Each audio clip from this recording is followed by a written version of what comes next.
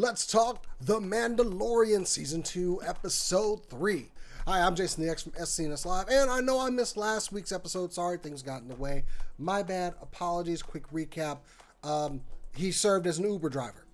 And yeah, but we're still on the track of Mandalorian. So, we're going to a place where there is one. Well, he was able to get there. Granted, his ship is now limping all the way to said planet. Upon making it to the moon of Trask, we're in for a bumpy landing, and I don't know if that can really count as a landing. Technically, he hit the pad, but, I guess the dock workers have seen this, and one modified AT-AT later, we're back on the pad. I hope they got a real good body shop here, and also, she needs to be leaving him the lowest possible star under Uber for the trip to get here. And speaking of that, I actually thought that the reunion between the wife and husband was pretty sweet, and sure as they guaranteed, he does apparently know where some Mandalorians are. But before we walk away, there is a cloaked figure looking from the shadows, and we've seen that in the trailers. It is Mercedes Varnado making her debut. Now, she looks very Jedi-like with that cloak over the head and everything. And I may have misspoke, but because apparently the Gecko guy did not know where some Mandalorians are, but he knew that there was an inn where they could possibly tell him where some are. And it looks like that Mon Calamari flan finally came in handy, which it looks like gummy candy and it squishes. I'd be glad to get rid of that money as quickly as possible. But instead, this Quarren apparently knows where Mandalorians are. Jesus, man. It's like, I know a guy that knows a guy that knows a guy. This is getting old. But they say, hey, it's a short boat ride to get there, and then treachery ensues. I mean, who kicks a baby into a tank with a tentacled Sarlacc-looking monster?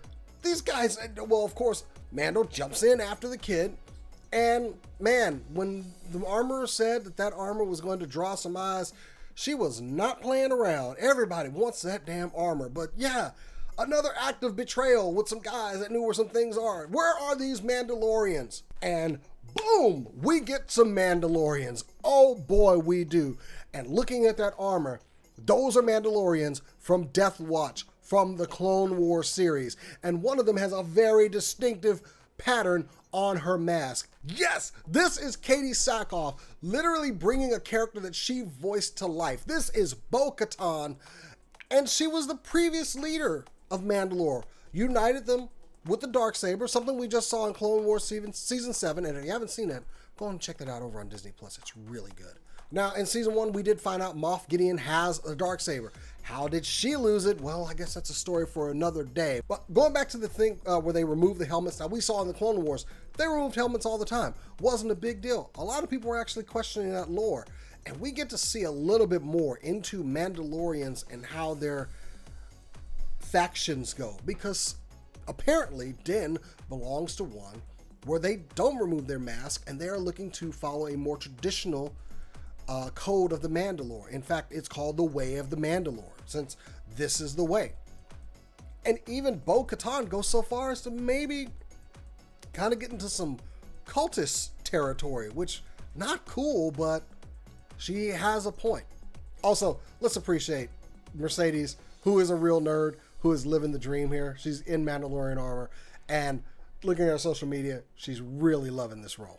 This scene was actually a little uncomfortable because we've seen Din no one has taken his mask off, and we see these other Mandalorians, kind of like, you guys. It kind of makes me wonder which is the greater faction. I would think that the Death Watch, or the Mandalorians who were actually from Mandalore, who are able to take off their mask, and then you have these other guys who, maybe not.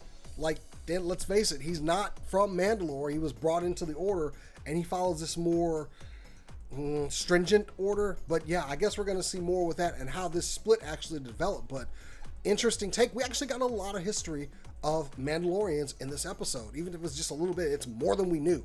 What I found more surprising, instead of waiting for information, he just leaves. He didn't even ask them anything.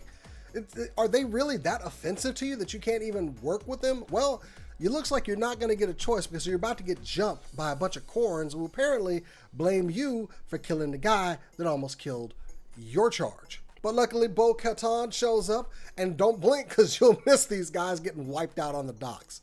And she's like, hey, give us a chance. Let's work together. And, Din softens a bit and hears him out.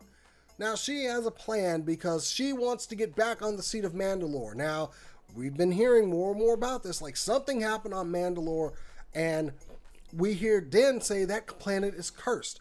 Apparently, the Empire did abandon the planet after they couldn't control it fully. I guess the Mandalorians were a little bit more scrappy than they thought. So, what's going on Mandalore? Is there more of a civil war going on? I mean, who knows? I'd love to get more into that. And if it brings Katie Sackhoff back as Bo-Katan, I'd be fine with that too. All right, so she's got a job for our boy. The Empire is moving some weapons out of the port, and she needs his help to get them. 4 Mandalorians taking on a troop of Empire soldiers? Not good odds for the Empire. Now, Din takes the kid back to the people whose eggs that he's been eating and asks them to babysit. Yes, your worst Uber driver comes back and says, hey, watch my charge for a little bit. And of course, Nipper starts looking right at that case of eggs, and one hatches. And he looks amazed, but I think it's more like, ooh, my food is moving now. Not a comfortable moment, but he tells him to behave, and you know what I'm talking about.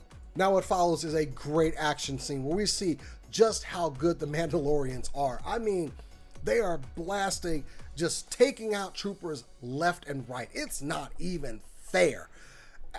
The hallway scene looks great because they just decimate. That's a lot of troopers down. I love this scene. I love seeing how badass the Mandalorians actually are. But of course, this leads some other troopers to go, we should pull out the big guns. And they literally pull out the big guns from the weapons transport that they're doing. It ain't all about the guns sometimes, because that is just cold-blooded. They got locked into the cargo control room, and they jettisoned them. Wow. That was awesome. That was awesome. That was cold. That was cold-blooded. But man, it was awesome. And let's appreciate Bo-Katan giving the best threat I've ever heard. Put some tea on. We'll be right up. Oh, I love Katie Sackhoff. She tells Din that we're not just taking the weapons, we are taking this entire ship, and that she needs information. She needs information on something that belonged to her that somebody once has. Of course, this is talking about Giancarlo Esposito as Moff Gideon and her Darksaber. How he got it? Ooh, I'm waiting to find out. But speak of the devil, Moff Gideon appears himself to the commander of that transport and tells him, it's too late for you. We're not going to send reinforcements. Do what you have to do. And cold-blooded as well. These pilots know immediately what's going to happen as he just pulls out his blaster and kills the 2 of them. And then sets the ship into a dive bomb. Now, I thought that there was only 3 of them left. This is where I wouldn't be a good, member of this tactical team. There are plenty more stormtroopers left, and they got the big guns as well. And man, they blast past them. Din takes a beating in that hallway with those blasters. That Beskar armor shouldn't be looking that good. Now, Bo-Katan makes it clear to that commander she wants to know where Moff Gideon and the Darksaber are, and this guy bites down on a tooth that electrocutes him to death. This is a very crazier empire. Like they're willing to sacrifice. They're getting to the cult status here now. So I mean, we did see Moff Gideon. They said he was executing some of his troops when they were in season 1. So these guys are very fanatical. Now, after securing the transport, Bo-Katan does deliver on her end of the bargain. She tells him where a Jedi is and name drops Ahsoka Tano. There it is. They said they were going to do it. We already know that Rosario Dawson has probably been cast to play the role of Ahsoka. But there it is, right there. We are getting Ahsoka. And the Mandalorian blasts off to get his ship, get Nipper, who's now making... Look, everybody says, oh, that's cute that he's making friends with these salamander people's little kid. I think he's just wanting to eat them. Let's keep it real here. Now, they get back, the Razor Crest is repaired in the worst way possible. I don't know what the galactic equivalent of spit and baling wire is, but I think that's it. Now, before we blast off, one more of those creatures that swallowed Nipper, well, now he gets to swallow one up and, get a full belly before they blast off. Hopefully making it in one piece to their next destination. Now, I know you're excited for next week's episode, but understand, it's not probably going to introduce Ahsoka just yet. Next week's episode is directed by Carl Weathers, and I think it's focusing on Greef and Kara's story back on Navarro. So it's going to be one of those kind of in-between episodes. I'm not exactly sure what they're going to cover, but I would not guarantee Ahsoka making her appearance in this episode. The episode after that, however, will be directed by Dave Filoni, and That's kind of his baby, characters from the Clone Wars. So I think that's the episode that we're actually going to meet Ahsoka in. So hold your horses. It's kind of weird. I think it's going to be another filler episode. I base it off nothing, but I'm pretty sure it's going to be another filler episode if it's focusing on Greef and Cara, and they're nowhere near the Mandalorian. Unless they're going to be a stop on the way, I'm not sure. That'd be great. We can keep the Mandalorian in there.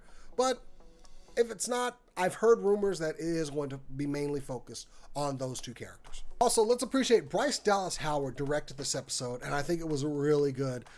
Oh, we need more episodes from her. Anyway, guys, that has been my review of The Mandalorian Season 2, Episode 3. We'll see you next week for Episode 4, and hopefully it's not so much of a filler episode. But I'm Jason the X. I hope you liked it. Tell me what your favorite parts of this episode of The Mandalorian was in the comments below, and we'll talk it out.